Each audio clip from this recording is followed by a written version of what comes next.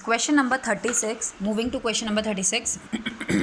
M and G are two partners sharing in the ratio 3:2.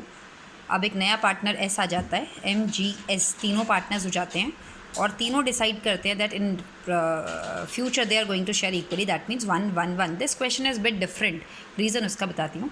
Goodwill पुरानी जो M और G की थी वो थी 5.5 लाख, वो सॉरी 1 लाख. और जिस दिन ये S नया पार्टनर आता है, ये M और G उसको बताते हैं कि भाई गुडविल कितनी है, 5.5 लाख. ओके.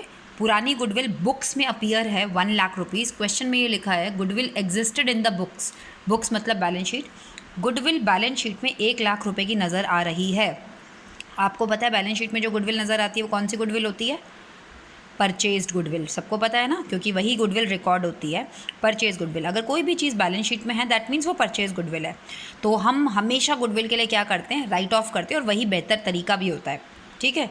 लेकिन इस क्वेश्चन में ना क्लियरली लिख दिया which the partner decided to carry forward. वो कह रहे हैं भाई जो 1 लाख रुपए की हमारी एसेट साइड में गुडविल दिख रही है उसको रहने दो. परचेज गुडविल थी वो हमारी, उसको रहने दो, हमें उसको हटाना नहीं है. तो ऐसे केस में यानी कि इन दोनों ने किसी ज़माने में ये गुडविल ख़रीदी होगी, तभी तो ये बुक्स में दिख रही है. ठीक है. इन दोनों ने गुडविल ख़रीदी क्योंकि इनको फ़ायदा होना था. ठीक है. अब उसमें नया पार्टनर कहता है भाई ये तो तुम्हारी जो बुक्स में दिख रही है ना, इससे मुझे कोई लेना देना नहीं है, इससे मुझे कोई लेना देना नहीं है. आज की डेट में तुम लोग ये बोल रहे हो 5.5 लाख रुपए की गुडविल है जिसमें 1 लाख तुम्हारी बुक्स में अपीयर थी, तुम्हारे सरदर्दी है. मैं तो कितना शेयर दूंगा भाई? New goodwill minus old goodwill, यानी कि 4.5 लाख रुपए की है मेरे हिसाब से गुडविल. रीज़न 5.5 लाख कब मानते?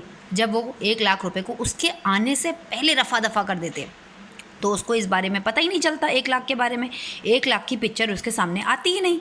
लेकिन क्योंकि उनकी बेवकूफ़ी की वजह से उन दोनों ने कहा कि भैया ये गुडविल हटनी नहीं चाहिए बुक से. तो भाई जब वो आएगा तो उसको दिखाई दे जाएगी, हटाओगी नहीं तो दिखाई देगी उसको. तो ठीक है जी, उसको दिख गई तो उसने बोला भाई ये तो तुम्हारी गुडविल थी, तुम जानो इसको, तुमने खरीदी थी तो तुमने प्रॉफिट कमाया होगा उससे. मुझे आज की डेट में जो 5.5 लाख रुपए टोटल गुडविल है उसमें 1 लाख तो तुम्हारी है. तो कभी भी अगर क्वेश्चन बोला हो कि गुडविल पार्टनर्स राइट ऑफ नहीं करना चाहते, तो ऐसे केस में आप क्या करेंगे कि आज की डेट में से जो गुडविल है 5.5, उसमें से पुरानी गुडविल जो कि ओल्ड पार्टनर उसको हटाइए. तो नए पार्टनर के अकॉर्डिंग गुडविल कितनी है जी? 4.5 लाख है. उस 4.5 लाख में वो अपना हिस्सा लेकर आएगा. वो कितने शेयर के लिए आ रहा है? क्वेश्चन में लिखा है 1/3, 1/3. तो 4.5 लाख का 1/3 कितना होता है? 1,50,000. इस क्वेश्चन में हमने, वैसे हम क्या कर रहे थे अभी तक? हमेशा पुरानी गुडविल को राइट ऑफ. उसके बाद जैसे मैंने आपको नोट्स जो सबसे पहली एंट्रीज़ वाली क्लास में नोट्स दिए थे उसमें पॉइंट नंबर 4 वाला जो नोट्स था, हम हमेशा पुरानी गुडविल को राइट ऑफ करते थे और फिर बाकी नॉर्मल एंट्रीज़ बनाते थे. लेकिन इस क्वेश्चन में 4.5 लाख रुपए की गुडविल क्यों है वो मैंने अभी एक्सप्लेन किया. इनटू 1/3 यानी कि 1.5 लाख रुपए. एस को बोला जा रहा है भाई ठीक है तो 1.5 लाख रुपए लेता, और ये जो पैसा लाएगा इन दोनों में सैक्रिफाइसिंग रेशियो में बटेगा.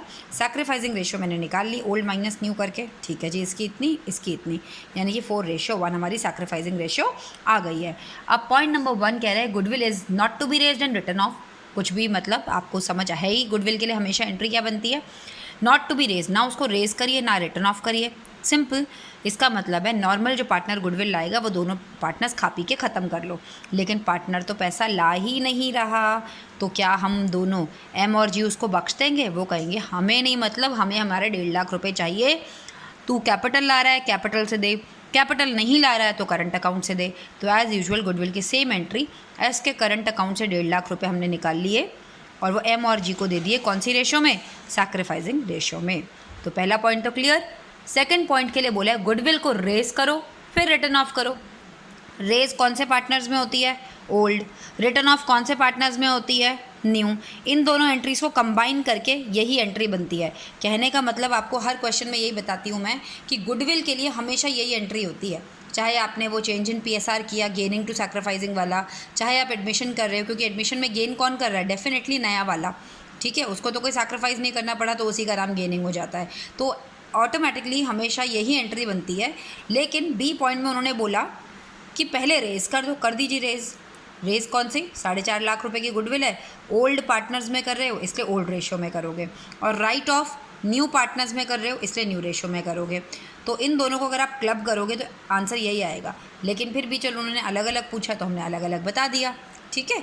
तो क्वेश्चन को बिल्कुल ध्यान से लैंग्वेज के साथ पढ़ के अपने आप माइंड मैप, ऐसा नहीं है कि मेरा ही वेट करो, आपने जो आपको ट्विस्टेड पार्ट दिखता है आप उसको ज़रूर करें, और बार बार उन क्वेश्चंस की प्रैक्टिस करें जिसमें कोई पार्टनर सैक्रिफाइस की जगह गेन कर रहा है। ओके।